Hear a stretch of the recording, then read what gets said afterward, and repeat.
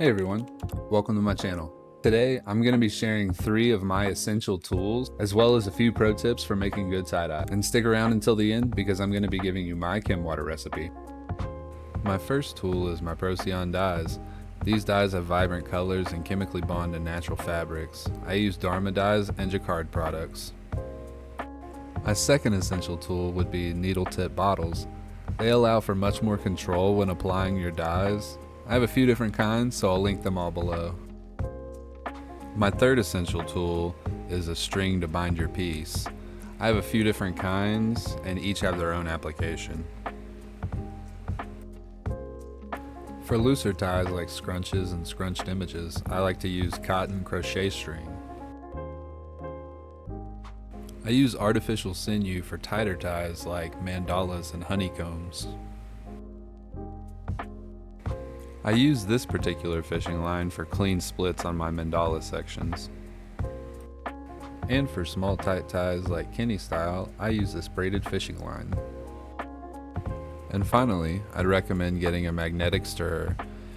It'll help blend your colors evenly and save you lots of time. Here are some of my pro tips.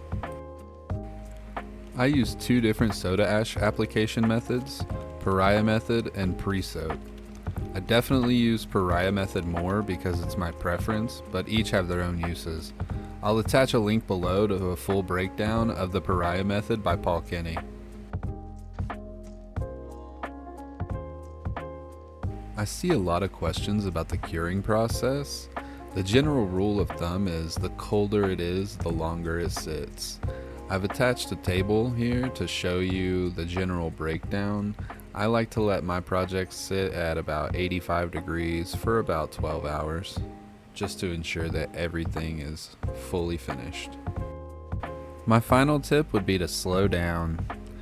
Remember that most of the content you see on tie-dyeing is going to be sped up to a ridiculous degree. So take your time and match the speed in which the dye flows into the fabric. Now, if you learned something today, please like this video. And if you learned 2 things, consider subscribing. It'd really help me out.